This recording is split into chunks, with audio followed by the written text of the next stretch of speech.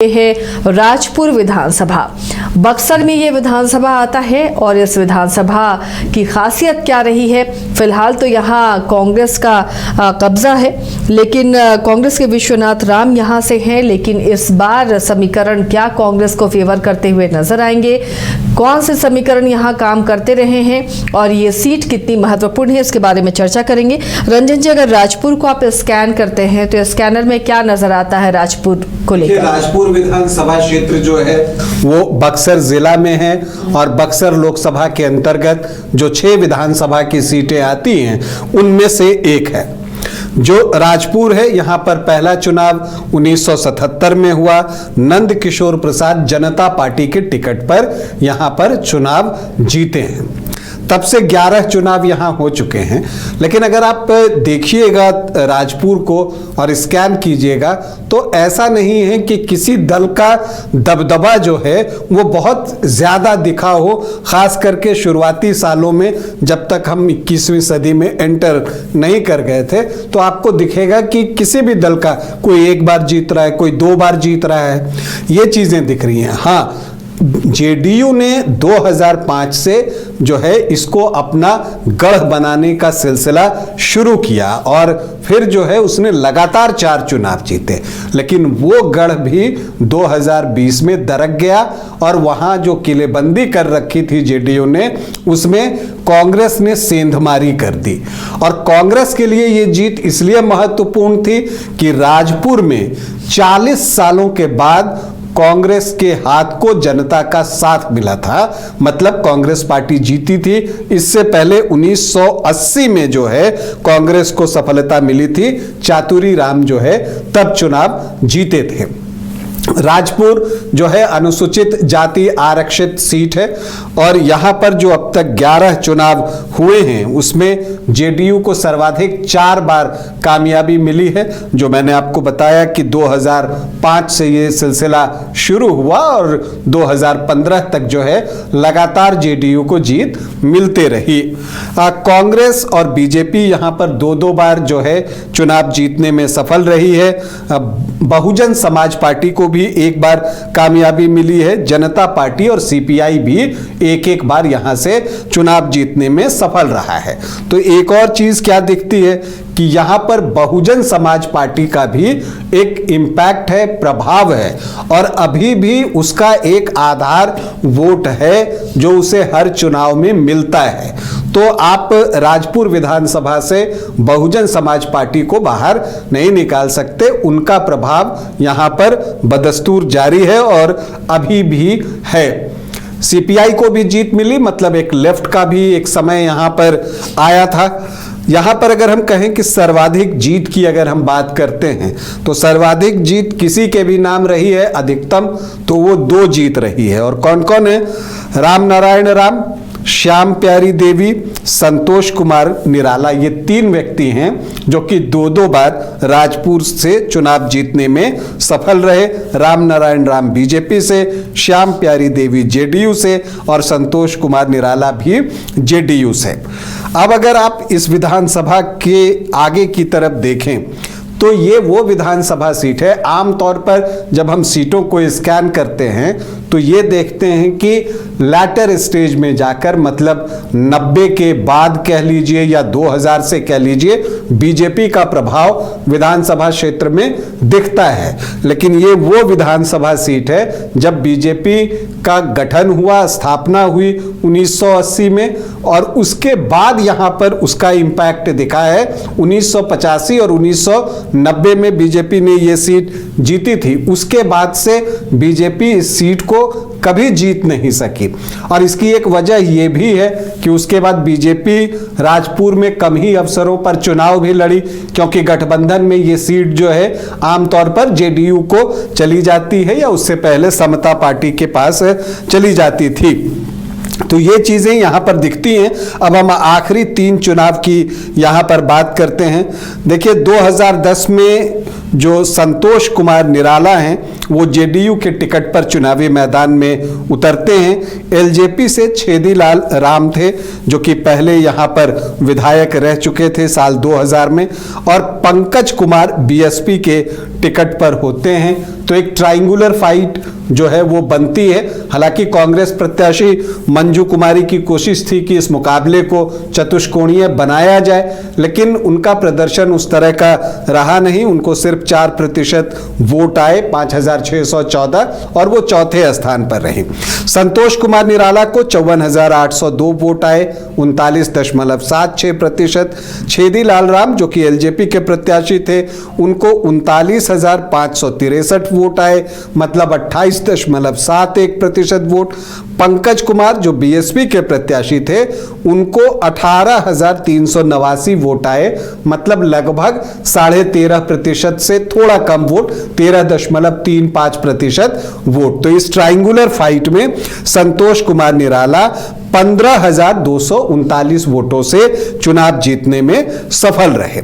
फिर 2015 आता है, फिर से एक ट्रायंगुलर फाइट होती है, क्योंकि ये बात तो सही थी कि जेडीयू आरजेडी कांग्रेस जो है महागठबंधन के अम्ब्रेला के नीचे थी, लेकिन बीएसपी यहां पर एक इंपैक्ट जो उसका है, इस वजह से मुकाबले को त्रिकोणीय बनाने में सफल रही। संतोष कुमार निराला को तब 84,184 वोट आए, लगभग 48% वोट, 47.96। और जो विश्वनाथ राम हैं, जो कि बीजेपी के टिकट पर चुनाव लड़ रहे थे। विश्वनाथ राम कौन? विश्वनाथ राम राम नारायण राम के बेटे हैं, जो कि बीजेपी के टिकट पर 1985 और 1990 में राजपुर से चुनाव जीते थे। तो उनको बीजेपी, उनके बेटे को बीजेपी जो है विश्वनाथ राम को यहां प्रत्याशी बनाती है। उनको 51,396 वोट आए, 29.28% वोट। और जो बीएसपी के प्रत्याशी थे, वो 17,031 वोट लाने में कामयाब रहे, लालजी राम, उनको 9.7% वोट आए। तो संतोष कुमार निराला की जीत इस बार बड़ी रही, 32,788 वोटों से 2015 में वो चुनाव जीतने में सफल रहे। और ये जेडीयू की चौथी जीत थी लगातार राजपुर में। उसके बाद 2020 आता है, परिस्थितियां बदली, जेडीयू वापस से एनडीए फोल्डर में जो है वो आ जाता है। और चूंकि ये सीट जेडीयू की सीट थी, जेडीयू ने उसे गढ़ बना लिया था, तो एनडीए से ये सीट लड़ने के लिए जेडीयू को दी गई। अब जब जेडीयू को ये सीट गई, तो विश्वनाथ राम जो पिछला चुनाव बीजेपी से लड़ रहे थे, वो क्या करते? वो कांग्रेस में आ गए और वो कांग्रेस के टिकट पर चुनावी मैदान में खड़े हुए। और उसके बाद वो किया जो पिछले 40 सालों से नहीं हुआ था। 40 सालों के बाद कांग्रेस जो है वो राजपुर में चुनाव जीतने में सफल रही। 67,871 वोट लेकर आए विश्वनाथ राम, 36.8%। संतोष कुमार निराला जेडीयू के प्रत्याशी थे, 46,667 वोट, मतलब 25.3% वोट। और एलजेपी ने भी प्रत्याशी दिया था। 2020 का तो ये ट्रेंड ही था कि जहां जेडीयू वहां एलजेपी। निर्भय कुमार निराला 7,449 वोट उनको आए, 4% वोट। और बीएसपी के प्रत्याशी संजय राम बहुत ताकत के साथ लड़े, 43,836 वोट लेकर आए, 23.7% वोट। और इसका फायदा जो है विश्वनाथ राम को मिला, वो 21,204 वोटों से चुनाव जीतने में सफल रहे। अब सवाल उठता है कि 2025 में क्या होगा? तो देखिए, बहुत परिवर्तन की संभावना तो दिखती नहीं है।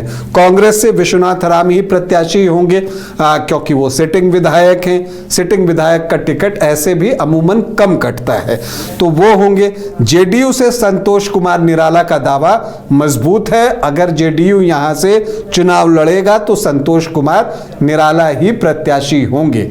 अब देखना यह है कि यहां पर एलजेपी इस सीट के लिए जो है वो लड़ती है या नहीं लड़ती है, क्योंकि एलजेपीआर की अगर आप बात कीजिए एलजेपी की, तो वो 2010 में भी दूसरे स्थान पर था, 2020 में भी उसने चुनाव लड़ा है। तो क्या एलजेपी इस सीट पर दावा करेगी? लेकिन मुझे लगता है कि अगर दावा भी करेगी तो ये सीट जानी जेडीयू के पास ही है। आरजेडी से अनीता देवी कोशिश कर रही हैं, लेकिन यहां भी संभावना कम दिखती है कि कांग्रेस अपनी सिटिंग सीट छोड़ेगा, ये मुझे दिख नहीं रहा है। अब अगर हम यहाँ के जातीय समीकरण की तरफ बढ़ें कि वो क्या कुछ हमें समझा रहा है, तो देखिए यहाँ अनुसूचित जाति के वोटर्स 18.9% हैं। जो मुस्लिम हैं वो यहाँ पर कम हैं, लगभग 5.5%, 5.4% वोट मुस्लिम वोटर्स का है। यादव वोटर्स की संख्या अच्छी है, 13 से 14%। तो जो MY है वो 18.5 से 19.5% के आसपास होता है। राजपूत 5 से 6%, भूमिहार 1 से 2%, ब्राह्मण 9.5 से 10.5%। तो जो सामान्य जाति के वोटर्स हैं वो 16 से 18% के आसपास हैं।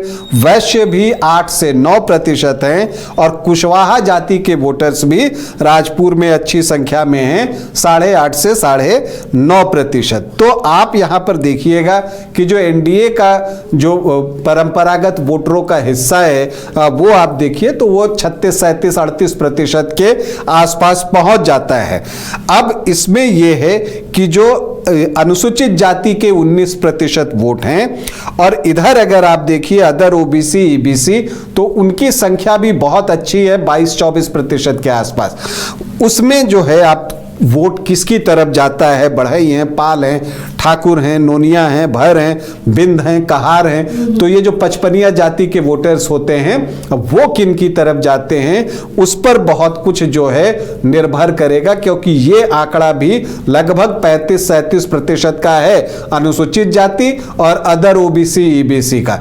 इसमें से बड़ा हिस्सा जो निकाल कर ले जाएगा जीत राजपुर में उसी की हो जाएगी, राजपुर में राज उसी का होगा। तो इस बार राजपुर की जंग बेहद दिलचस्प होगी और क्या यहाँ पर फिर से पंजा ही बाजी मारेगा या फिर कोई और चमत्कार हो सकता है, इस पर हमारी नज़र बनी रहेगी।